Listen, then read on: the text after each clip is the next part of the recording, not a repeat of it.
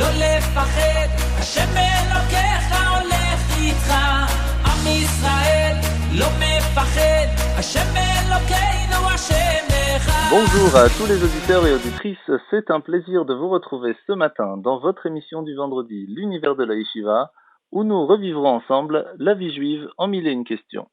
Alors, chers auditeurs et chers parents, nous avons l'honneur et le privilège d'avoir avec nous ce matin Monsieur Touboul, directeur de l'école Bet Hana, au complexe Bet Rayamushka, dans la région parisienne. Alors, Monsieur Touboul, bonjour. Bonjour à tout le monde. Alors, comment pouvez-vous nous résumer en quelques mots l'école que vous dirigez à nos auditeurs? Oui, merci de m'avoir invité. Le Bet Hana, qui est abrité dans le complexe Bet Rayamushka, Paris 19e, est un complexe éducatif qui contient une maternelle, un primaire, un collège et un lycée qui totalise près de 1900 élèves. C'est vraisemblablement la plus grande école en région parisienne et peut-être au-delà. Alors, au vu de votre expérience, est-ce que vous voyez une grande différence entre le début et l'ouverture de l'école avec aujourd'hui par rapport à la quantité des enfants, par rapport à la qualité de l'éducation? Est-ce qu'il y a une différence? Oui, forcément.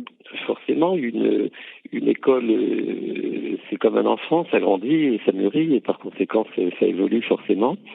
Il faut peut-être mentionner le fait que l'école Bet Hana n'est pas née dans ces locaux qui sont extrêmement spacieux. Elle est née dans des petits locaux dans les années 85-90 à Paris 19e. C'était des locaux qui étaient disséminés pour les maternelles qui étaient elles-mêmes fractionnées en plusieurs locaux, pour le primaire, le collège, etc. Et donc, la possibilité de bénéficier d'un espace parfaitement adapté en 2000, ça a été évidemment une chance et ça a été un tremplin qui a permis à de nombreux enfants juifs d'intégrer cet établissement. Y a-t-il un changement depuis que l'école existe? Oui, parce que, encore une fois, les enfants évoluent.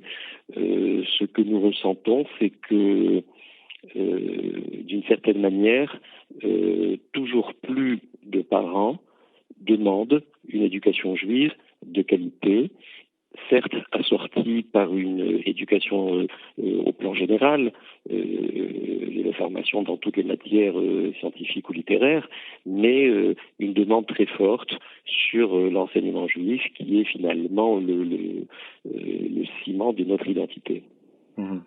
Alors ça tombe bien parce qu'une maman auditrice nous envoie maintenant une question.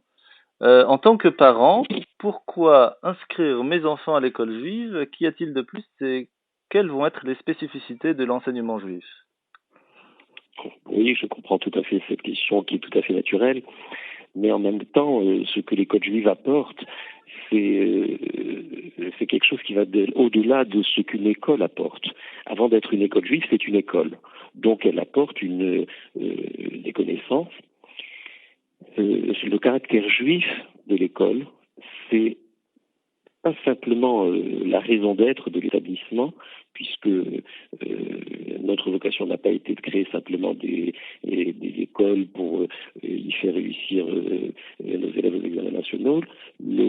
La raison d'être de l'école juive, c'est la transmission de ces valeurs qui sont essentielles. Et à cette maman qui pose la question, eh bien, je crois que la réponse est encore plus évidente aujourd'hui qu'hier. La nécessaire connaissance de son identité, de son patrimoine spirituel, de ce qui fait la richesse du peuple juif, c'est quelque chose qui est essentiel. Et c'est la raison pour laquelle, aujourd'hui, l'école juive apporte, au-delà des connaissances, elle apporte des valeurs. Et ce sont peut-être précisément ces valeurs-là qui donnent les résultats que l'école juive obtient et la qualité de l'enseignement et la qualité peut-être aussi de l'épanouissement des enfants au sein des écoles juives actuellement en France.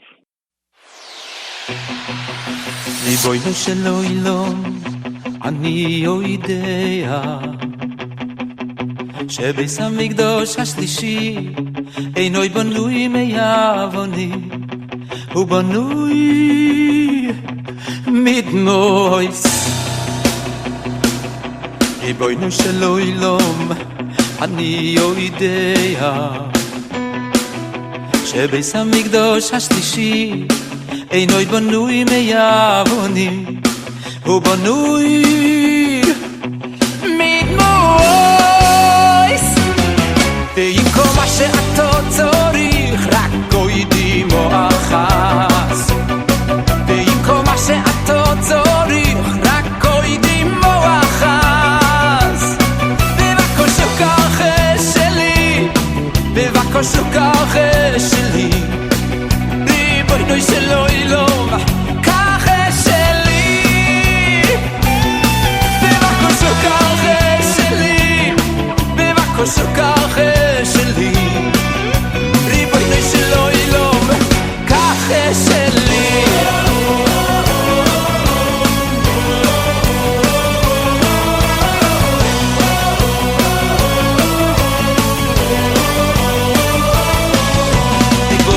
של עולם אני יודע שבית המקדש השלישי אינו בנוי מאבנים, הוא בנוי מדמויס.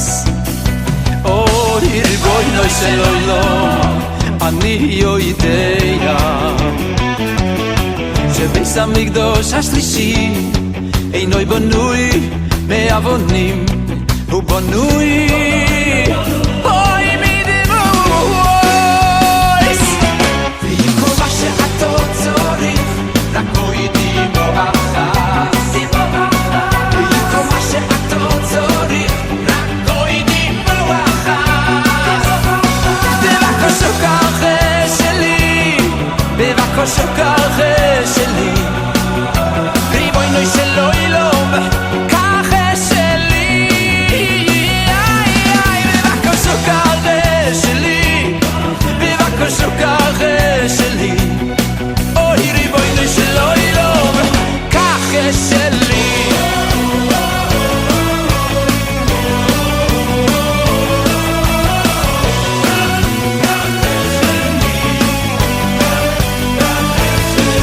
Neu beschäftigt, du darfst nicht mehr wie noch ein Tränen. Und neu beschäftigt, du darfst nicht mehr wie noch ein Tränen. Ja, ja, ja, ich hatte die Gule, es ist schwer. Oi, beschäftigt mein viele Herr. Oi, die Beine של Leulam, nimm schon mein Tränen. Nimm schon, ich hatte die Gule, es ist schwer. Oi, beschäftigt mein viele Herr. Oi, die Beine של Leulam, nimm schon mein Tränen.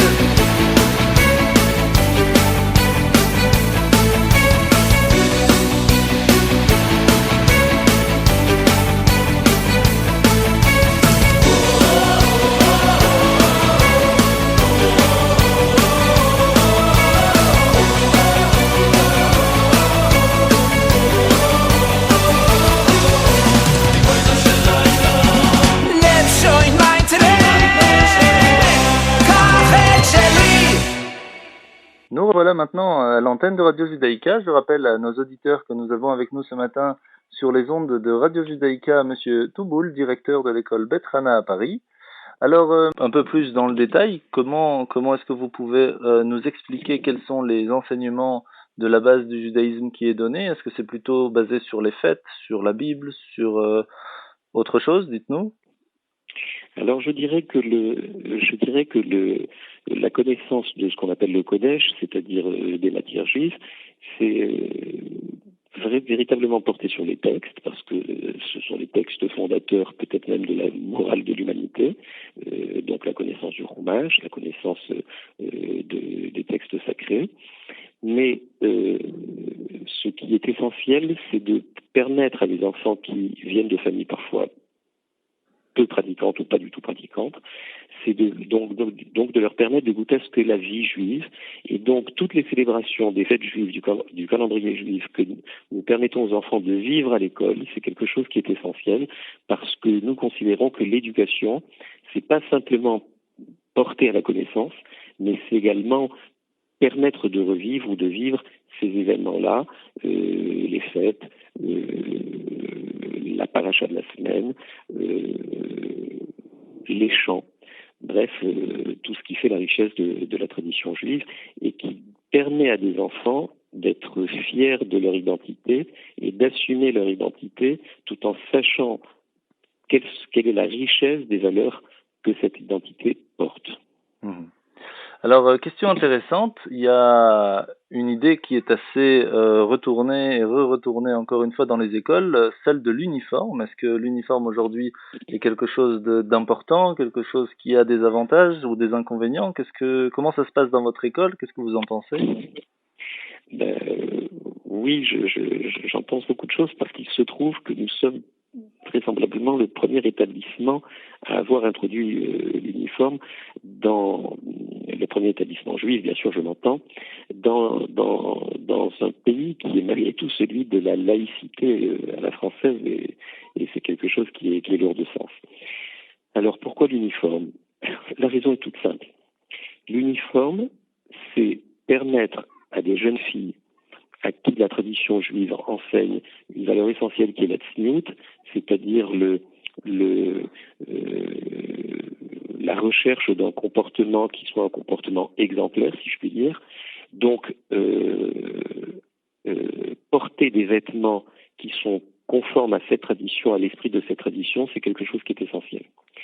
Mais je vais rajouter un deuxième point, et qui n'était pas le but premier, mais qui est pas moins important, c'est qu'aujourd'hui, dans la communauté juive, de manière générale dans notre société, où règne un certain consumérisme, l'uniforme, c'est aussi un moyen de gommer les inégalités sociales. Et c'est ne pas permettre à des enfants qui sont de familles favorisées et où peut-être parfois on manque peut-être de retenue ou d'humilité. Donc c'est de ne pas permettre à certains enfants de se mettre en valeur parce qu'ils porteraient un vêtement de marque ou autre chose. Alors encore une fois, c'était pas le but premier, mais voilà, c'est quelque chose qui rend service et qui met à l'aise tout le monde, qui met les enfants à l'aise, qui met les familles à l'aise. Et qui en même temps permet, dans l'esprit général de l'école, parce que malgré tout un uniforme c'est aussi le signe d'une discipline à l'intérieur d'un établissement. Oui, tout à fait. En tout cas, c'est quelque chose qui a permis voilà, de créer une espèce d'ambiance peut-être joyeuse, mais en même temps sérieuse, parce que c'est important malgré tout que dans un lieu d'éducation où on parle de valeurs essentielles, eh bien on parle également, on sache en parler sérieusement. Tout à fait. Alors il y a des inconvénients quand même à l'uniforme, parce qu'en vous entendant parler, on n'entend que des avantages. Ah ben oui, alors oui, il y a toujours des inconvénients. L'inconvénient, c'est que parfois on est un peu paresseux et que si on considère que l'uniforme c'est juste pour l'école, alors par conséquent on peut ne pas trop le soigner. Et bien évidemment, c'est quelque chose qui est très regrettable pour des petites jeunes filles qui doivent quand même être attentionnées sur leur tenue. Mais je crois que c'est très marginal. Oui. Non, de mon point de vue, l'uniforme, je crois que je pourrais même vous dire un troisième avantage de l'uniforme. C'est que, vous me poserez peut-être la question plus tard, c'est que le choix de l'école juive, c'est le choix d'un engagement.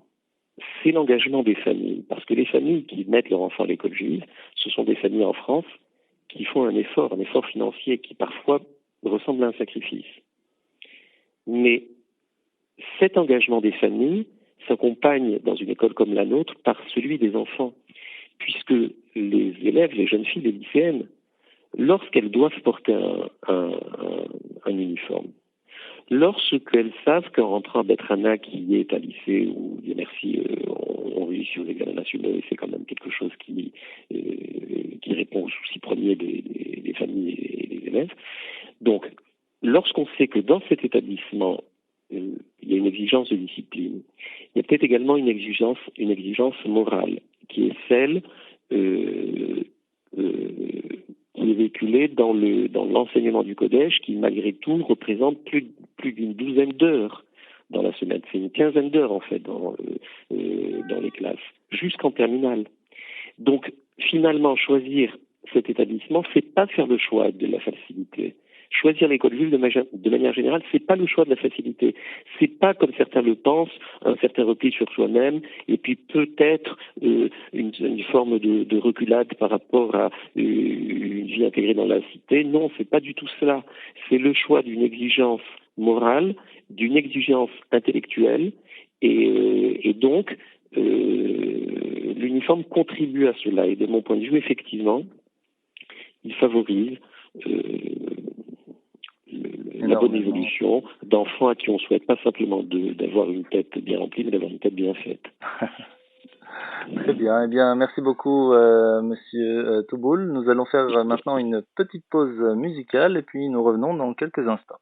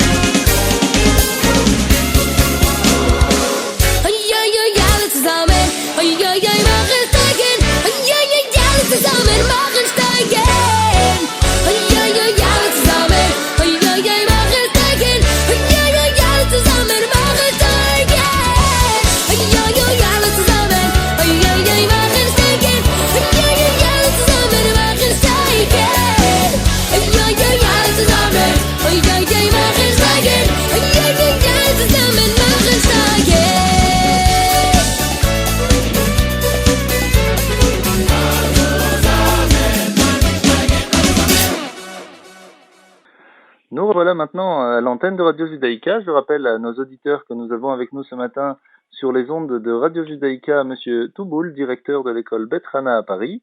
Alors, Monsieur Touboul, après avoir fait le tour sur l'école en règle générale, pourquoi d'après vous est-il si important de donner à son enfant une éducation vraiment basée sur le judaïsme? Je pense avoir abordé cette réponse-là, mais je vais le refaire volontiers puisque, encore une fois, c'est bien la raison d'être des écoles juives et d'un établissement comme le nôtre. Nous appartenons à un peuple qui a survécu une histoire difficile.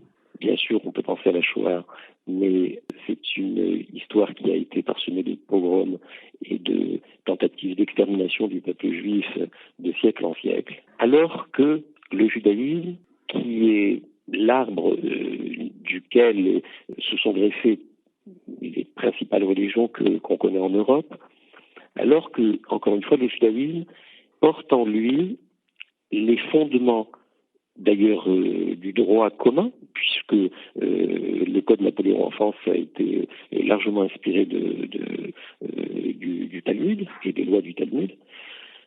Donc, nous vivons dans un monde où, en vérité, ne pas connaître le judaïsme alors que on est juif, c'est quelque chose qui peut apparaître comme insensé. Aujourd'hui, tout le monde fait des recherches de généalogie. Aujourd'hui, tout le monde est à la recherche de ses racines. Et les nôtres, c'est la Torah.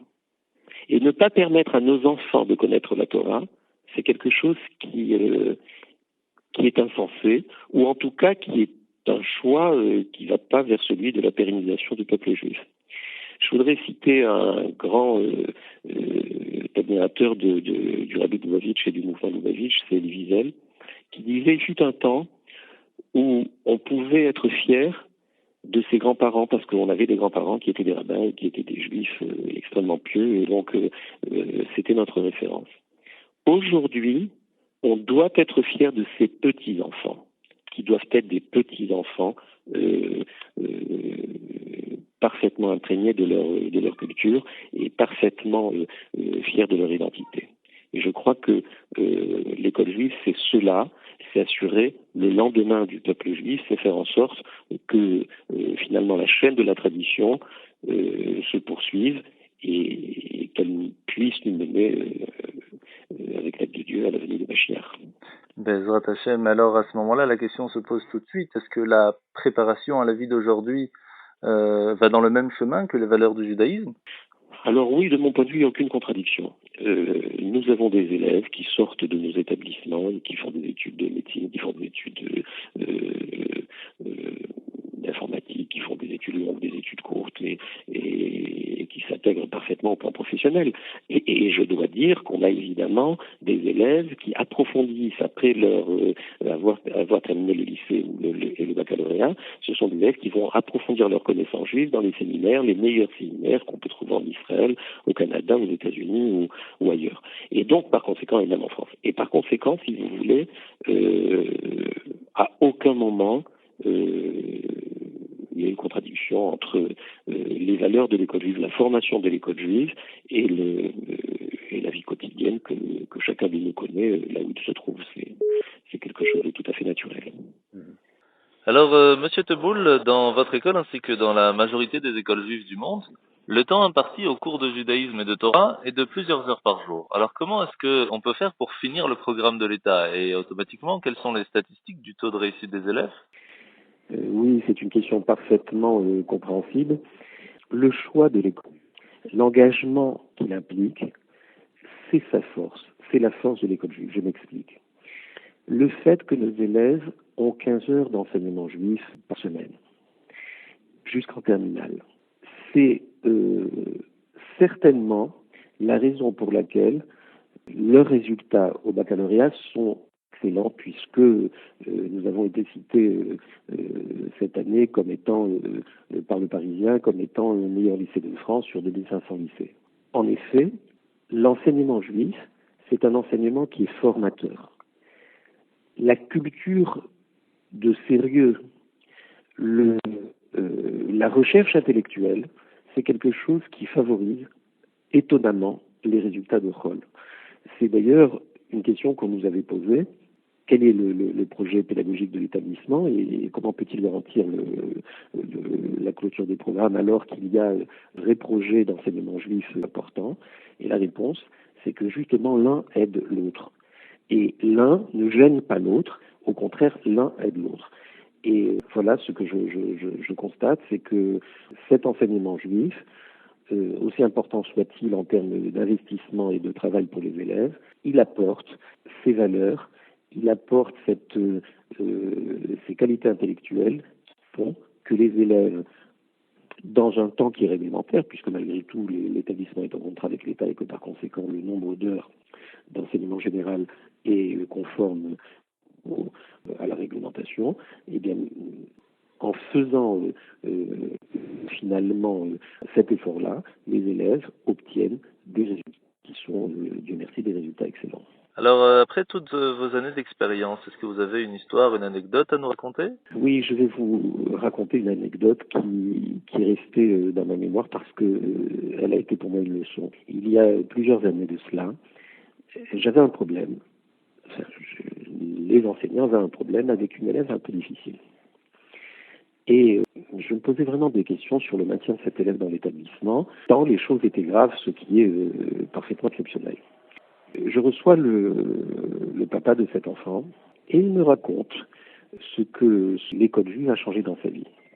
Et surtout, il me dit, Monsieur Touboul, je voudrais que vous sachiez que, voilà, on sort de la fête de Pessah, nous étions 20 à table, et moi-même et ma famille, nous n'avons pas de connaissances juives.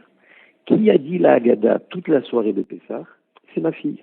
Et quand j'ai entendu cela, je me suis dit, on ne se rend pas compte de ce qu'on peut apporter, ce que l'éducation juive peut apporter, pas simplement à un enfant qui va devenir un adulte, qui va devenir une maman, mais à une famille tout entière. Et donc, notre responsabilité est énorme.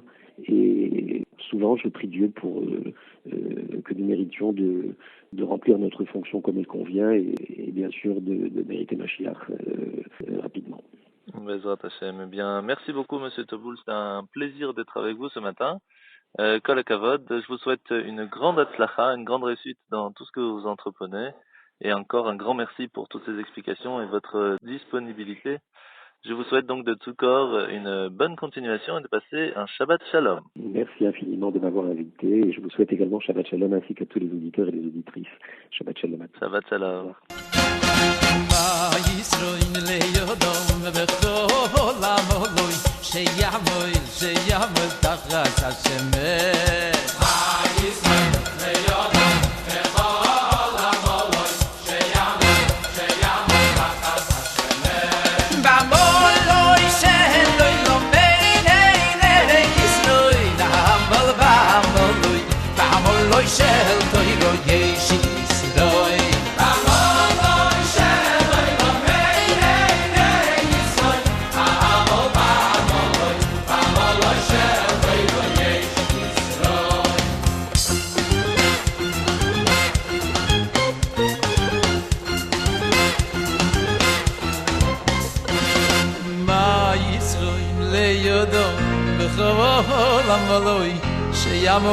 שיעמוד תחת השמש במולוי שלוי במיני ישראל במולוי של תוינו יש ישראל במולוי שלוי במיני ישראל במולוי של תוינו יש ישראל במולוי שלוי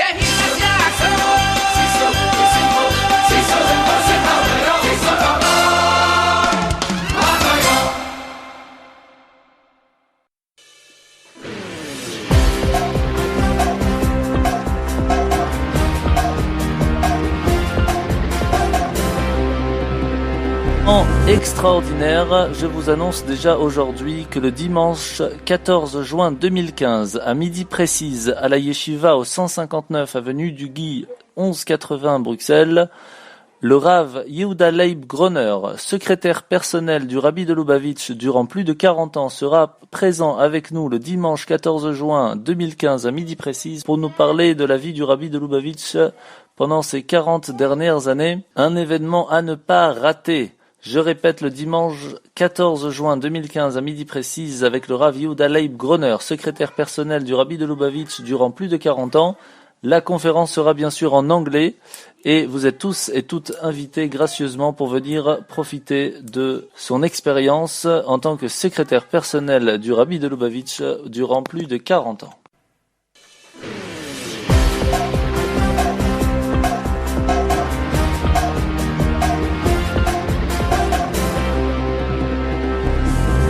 Nous voici à présent dans la partie de l'émission les questions des auditeurs. Alors qui avons-nous ce matin? Nous avons avec nous un jeune homme très sympathique. Comment vous vous appelez? Benjamin Renou. Enchanté Benjamin. Alors vous avez une question pour nous ce matin? Oui, j'aimerais vous poser, quel est le lien entre la Torah et la science? Le lien entre la Torah et la science, bonne question. Eh bien Benjamin, c'est assez intéressant ta question. Alors bien sûr on ne peut pas donner tous les détails du lien entre la science et la Torah. Mais il y a une histoire assez intéressante, on raconte dans la Torah, donc c'est dans le traité Ta'anit où on explique le passage de la Genèse chapitre 2 verset 6, où il est écrit qu'une vapeur s'est levée de la terre et humecté toute la surface du sol. Et donc c'est de ce verset à partir duquel nos sages ont appris le cycle des pluies. Donc on voit qu'on peut apprendre la science simple de la Torah.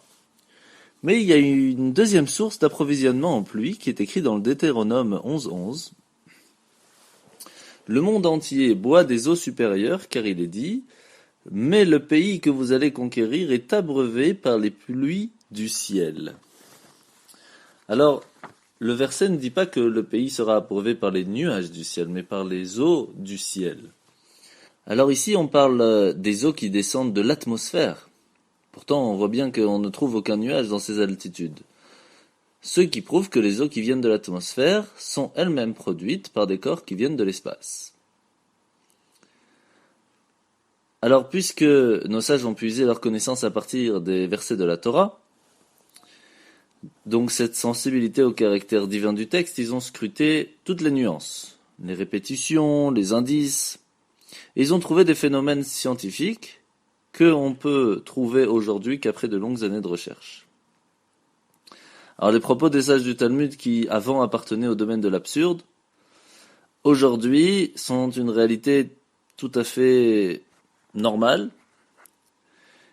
Et on voit aussi que ce verset donc du Deutéronome a été bien plus tard expliqué par la science. Comment ? Durant ces dernières années, on voit que les scientifiques ils ont fait des découvertes assez stupéfiantes. Comme on voit que celui qui peut prendre le temps d'observer le ciel sera souvent témoin d'un phénomène assez intéressant. Par exemple, il est possible d'assister à la formation d'une fine traînée lumineuse qui disparaît en général après quelques secondes. Et cette traînée, en fait, est la trace lumineuse créée par des résidus qui tombent de l'espace en direction de la Terre et qui se désintègrent en pénétrant dans l'atmosphère.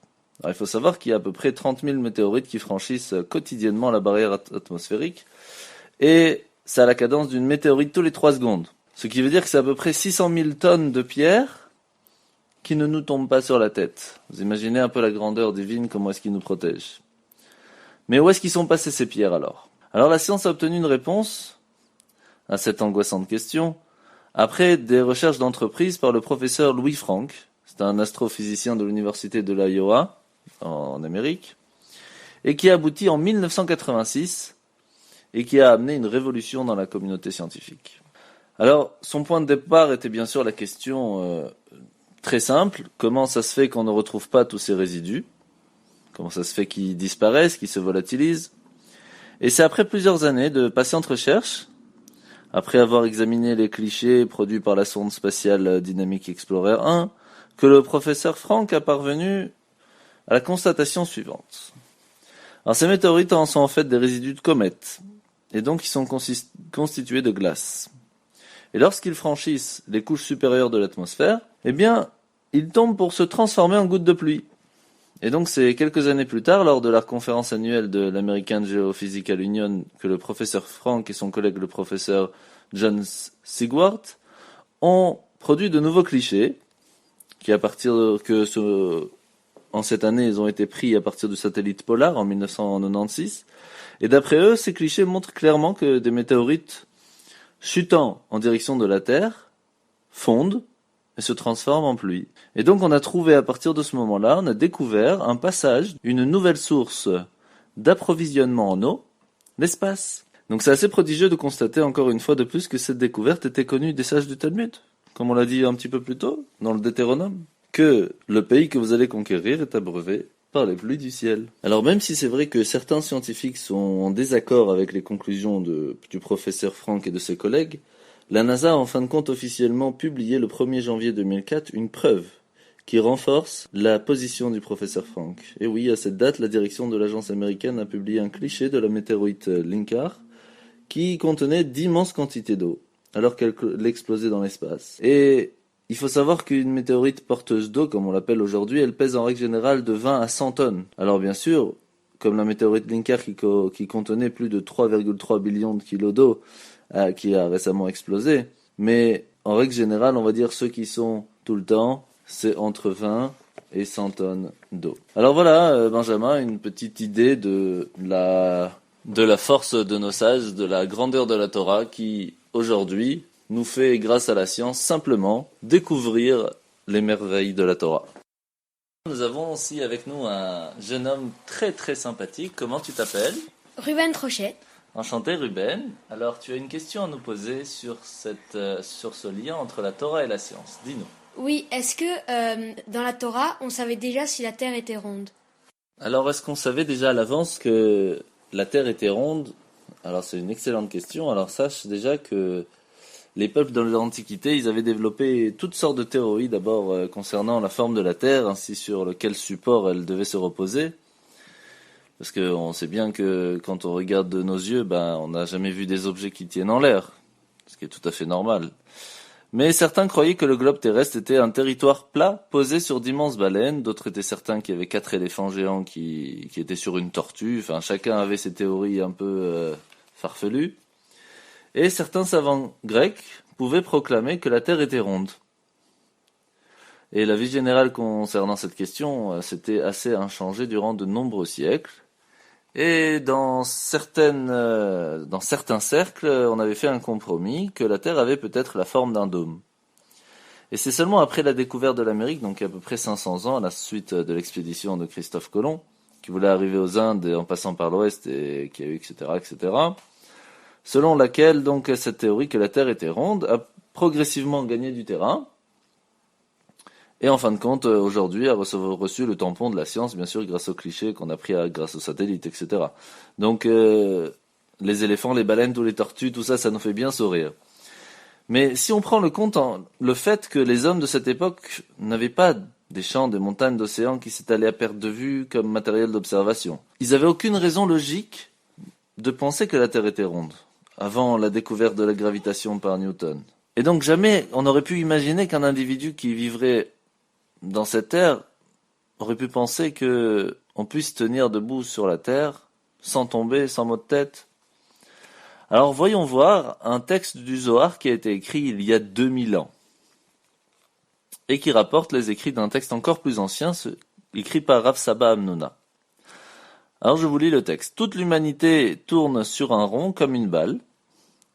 Une partie de cette humanité vit en bas de la balle, tandis que l'autre vit en haut. Toutes ces créatures qui vivent dans les régions différentes de cette balle sont différentes de leur aspect et leur couleur à cause des changements d'air, donc ça c'est les variations climatiques, toutes se maintiennent cependant comme les autres hommes. Et c'est pourquoi il y a un endroit où lorsqu'il fait nuit pour les uns, c'est le jour pour les autres. Et il y a un endroit où le jour est long et où la nuit est courte. Comme il est écrit dans les psaumes 139-14, « Je te rends grâce de m'avoir si merveilleusement distingué, tes œuvres sont prodigieuses. » Et ce secret n'a été révélé qu'à ceux qui maîtrisent la sagesse de la Torah. Alors on voit bien que nos sages, ils savaient que toutes ces connaissances étaient inconnues pour tous les gens de leur époque. Et ça pouvait apparaître bizarre. Et pourtant, ce secret a été transmis à tous ceux qui maîtrisent la sagesse de la Torah.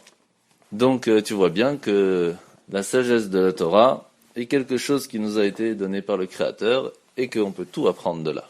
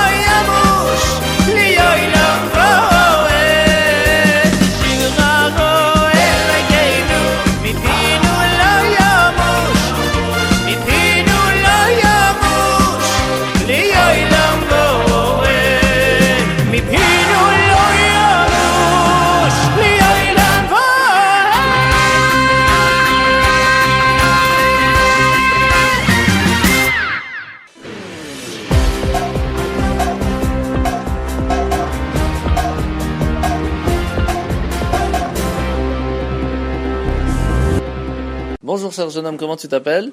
Elliot. Bonjour Elliot, tu as une question à nous poser?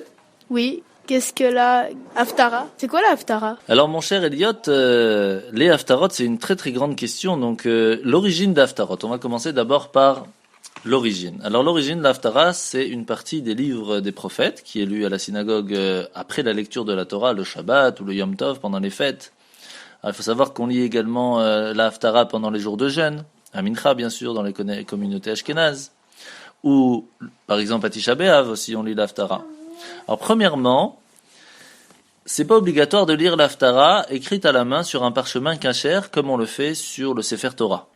Par contre, c'est vrai qu'il y a quelques communautés qui préfèrent le faire comme un Sefer Torah, et c'est vrai que c'est la meilleure façon d'accomplir la mitzvah. Alors néanmoins, c'est quand même la meilleure façon d'accomplir la mitzvah, et donc par conséquent, il y a certaines communautés, comme par exemple à Yerushalayim, à Jérusalem, où ils ont l'habitude de lire l'Haftara à partir d'un rouleau cachère. Alors la question qui se pose d'abord, c'est depuis quand ça existe qu'on lit la Haftara? Alors d'après le Levouche, c'était au moment où le gouvernement a interdit aux Juifs d'Eretz Israël de lire la Torah. C'était à l'époque des Hashmonaïm, donc avec Antiochos, etc.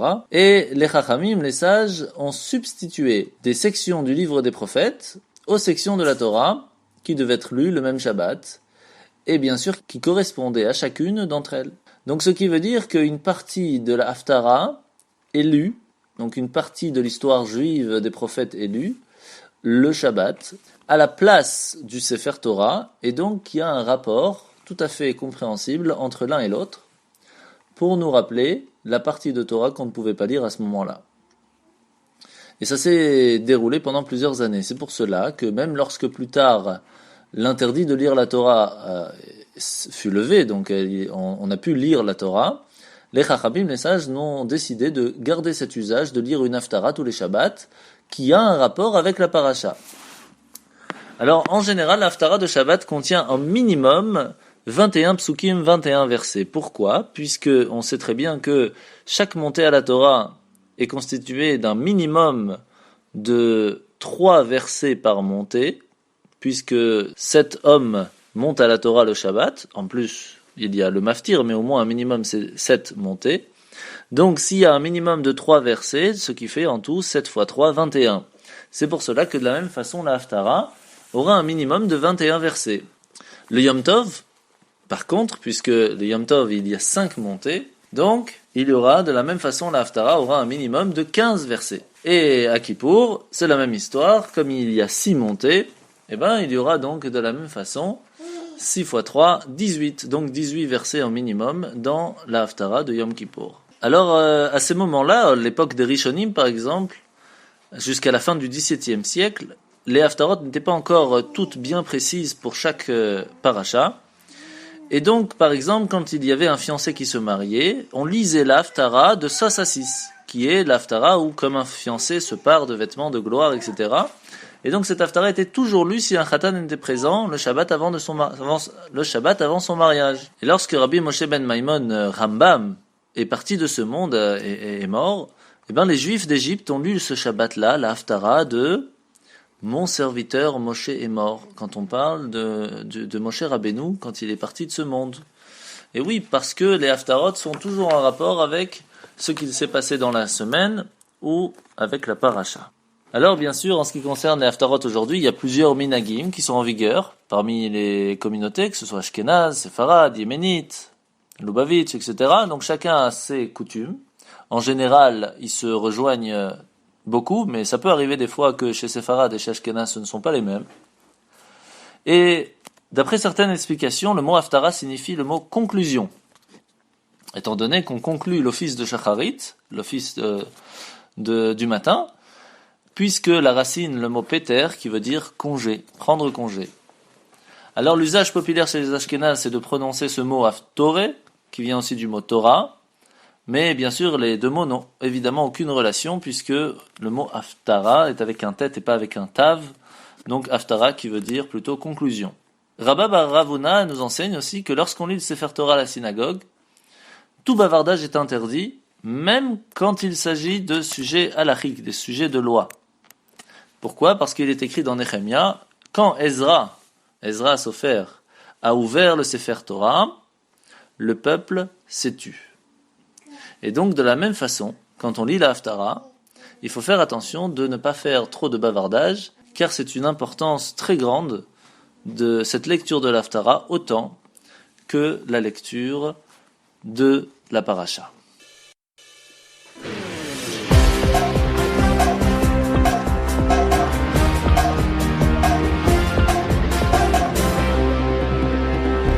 Extraordinaire, je vous annonce déjà aujourd'hui que le dimanche 14 juin 2015, à midi précise, à la Yeshiva au 159 avenue du Guy, 1180 Bruxelles, le Rav Yehuda Leib Groner, secrétaire personnel du Rabbi de Lubavitch durant plus de 40 ans, sera présent avec nous le dimanche 14 juin 2015 à midi précise pour nous parler de la vie du Rabbi de Lubavitch pendant ces 40 dernières années. Un événement à ne pas rater. Je répète, le dimanche 14 juin 2015 à midi précise avec le Rav Yehuda Leib Groner, secrétaire personnel du Rabbi de Lubavitch durant plus de 40 ans.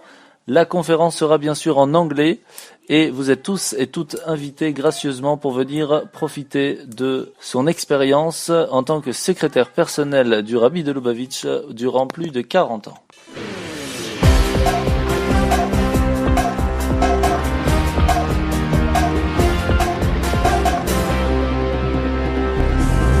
Merci à vous d'avoir répondu présent et d'avoir bien voulu participer à notre émission. Merci à tous les invités de ce matin. Je vous rappelle pour toutes les dames et les jeunes filles, l'heure d'allumage des bougies ce Shabbat, cette semaine, ce sera à 21h32 et la fin de Shabbat sera samedi soir à 22h57. Nous lirons à la Torah la parashat Be'alotra qui est extrêmement important et c'est pour cela que je vous rappelle aussi l'importance de Shabbat d'aller à l'office, chacun dans sa synagogue respective, et bien sûr pour tous ceux qui désirent venir prier avec nous à la Yeshiva, les horaires sont tout à fait simples, le vendredi soir c'est à 19h, et le samedi matin à 10h avec le Tchoulant de Pnina, et ce toute l'année. C'est ainsi que finit notre émission. Je vous rappelle qu'il vous est possible de poser vos questions sur la page Facebook de l'émission L'Univers de la Yeshiva, et elles seront répondues la semaine prochaine à l'antenne de Radio Judaïka. Je vous rappelle aussi que vous pouvez retrouver tous les replays de toutes les émissions depuis le début sur la chaîne YouTube. Il suffit d'écrire sur Google l'univers de la Yeshiva ou sur YouTube directement l'univers de la Yeshiva et vous retrouverez toutes vos émissions que vous voulez réentendre. Rendez-vous donc vendredi prochain de 9h à 10h sur Radio Judaïka FM 90.2. Merci encore à nos invités et Shabbat Shalom. ישראל, לא לפחד, השם אלוקיך הולך איתך. עם ישראל, לא מפחד, השם אלוקינו השם אחד.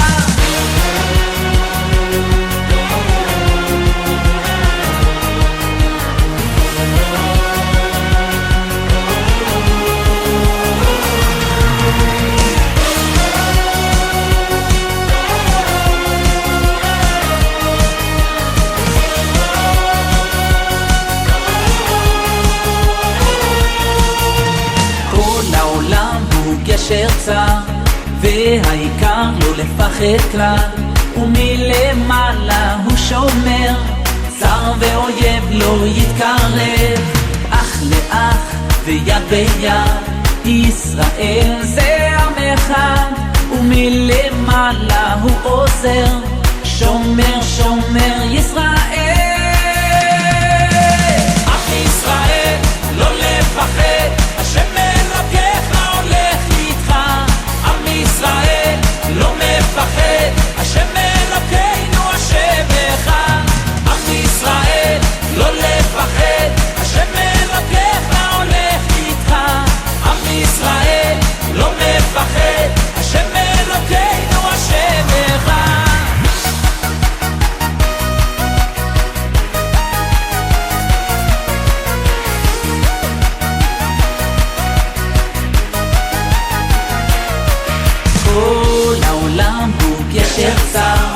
והעיקר לא לפחד כלל, ומלמעלה הוא שומר, צר ואויב לא יתקרב, אח לאח ויד ביד, ישראל זה עם אחד, ומלמעלה הוא עוזר, שומר שומר ישראל.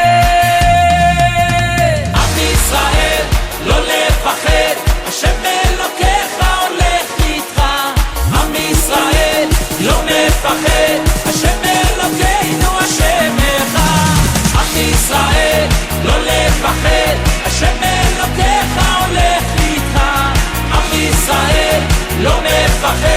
השם אלוקינו השם אחד.